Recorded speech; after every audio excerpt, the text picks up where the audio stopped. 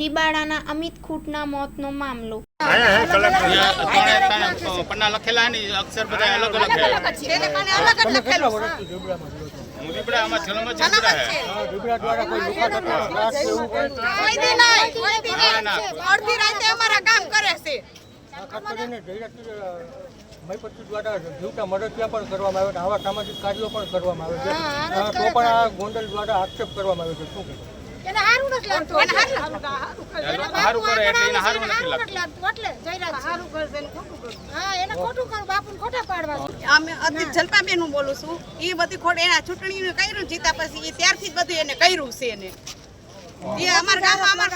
ખોટા આરોપ જ લગાડે છે કોઈ દેવ રીબડામાં દરબાર અને પટેલ વચ્ચેના મનમેળ નથી એવું પણ કાઈ નહીં મજા મતાને આવે છે બધું કરવા આવે છે ખોટું અહીંયાથી ઈ જ ખોટું કરે છે ત્યાંથી જ બધી ખોટું ઉપચાર કરે છે બધું કાઈ નથી બાપુ કોઈ અડધી રાતે અમને કામ આવે બધું કરે છે અનુભવ કરે રાતથી બરોબર આ ચૂંટણી પછી ગોકો પાડ્યો એને આ ચૂંટણીમાં જઈ છે જોઈ છે અમને બાપુનો ન્યાય જોઈએ અમારે બીજું મારું નામ મોહનસિંહ કે જાડેજા રીબડા।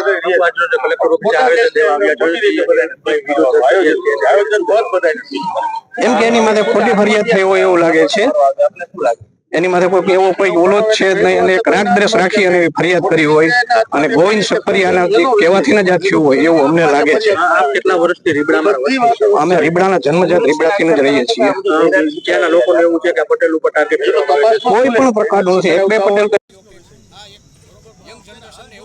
ઝેર રેડે છે કે પટેલને દરબારું સામસામા થઈ જાય એવું ન થવું જોઈએ અને છતાં એવું જ કરે છે એને રીબડારે બસ ન્યાયિક તપાસ થાય અને અનુરજસિંહ અને રાજદીપસિંહ માથે કેટલા લોકો અહીંયા આવ્યા છો? ખાસ કરીને ઓછામાં ઓછા હજારથી 1500 માણસો આવ્યા છે। ગોંડલ તાલુકામાંથી 18 વરણના લોકો આવેલા છે। એક્શન લેવામાં નહીં આવતા એ આગનો અમે અમારા બધા વડીલોને બધા પૂછીને આગળની કઈ રણનીતિ કરશું। આક્ષેપો પણ અમને એવું લાગે છે કે આક્ષેપો તદ્દન ખોટા છે।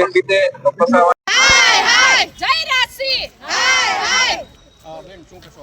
બાપુના તમે સપોર્ટમાં બાપુ નિર્દોષ માણા છે, નિર્દોષ જ છે શું કહેશો આખી ઘટના જયરાજસિંહ ભાઈ હાવ ખોટું તદ્દન વસ્તુનું ખોટું છે બરોબર છે, કાંઈ વસ્તુનું કોઈ એનામાં ભેળભાટ છે જ નહીં બરોબર છે, ગરીબના બેલી છે બરોબર છે એમાં ફાઇનલ અમે કહેતા હોય અમે ત્યાં રહી છે અમને ન ખબર હોય, બાકી બાપુનું કોઈ લાગ ભાગ કાંઈ છે જ નહીં, કાંઈ એના છોકરાને ઓલાને મારી નાખ્યો ગણે છે એનું કાં બહાર નથી પડતું અત્યારે બરોબર, એના છોકરા કર્યું એટલે રાજદીપસિંહ બાપુનું નામ આવ્યું ને એના છોકરાનું ઢકાઈ ગયું, આના છોકરાનું છૂટું કર્યું ખુલ્લું કર્યું કે આને આવું કરી બાપુની માથે એટલે મારા છોકરાનું ઢકાઈ છે બરોબર। ઈ દલિત સમાજનો છોકરો ઈ મરી ગયો તો ઈ નાના માણસું અમે નાના માણસું કાંઈ એનું જયરાજસિંહ કા બહાર નથી પાડતો બરોબર, તો એના છોકરાનું બે બાજુનું ઢકાવી દેવું હતું આ બાપુનું અત્યારે ખુલ્લું કર્યું એનો મતલબ વિચાર કરજો સમજાઈ ગયું। હવે બાપુ હાવ નિર્દોષ માણા છે, બાપુને કોઈ જાતની ખબર જ નથી, આટલી મારી નમન વિનંતી। આજ રજૂઆત બાદ કોઈ પાછું આવી કોઈ ઘટના બનશે તો શું કરશો? શેની પાછું આવે તો હજી આ આક્ષેપો જે લાગ્યા છે બાપુ ઉપર અત્યારના ખોટા આપશે ખોટા જ છે ખોટા જ છે ખોટા જ છે તદ્દન ખોટા છે રાજદીપભાઈનું નિર્દોષ જ છે કામ એનું કાવતરું કરેલું છે એના કોઈ હગા કુટુંબે કોઈ બહાર પાડ્યું નહીં, જયરાજસિંહ આવ્યો બરોબર છે ત્યાંથી એને ચિઠ્ઠી બધી લખીને એને હાથે ચિઠ્ઠી એને જ ફેરવી છે એને ચિઠ્ઠી ફેરવી બરોબર છે અમારા બાપુ કોઈ દી આવું કરે બસ અમારું બીજું કાંઈ નહીં, અમારા બાપુ બધા અલગ અલગ છે અલગ અલગ જ છે।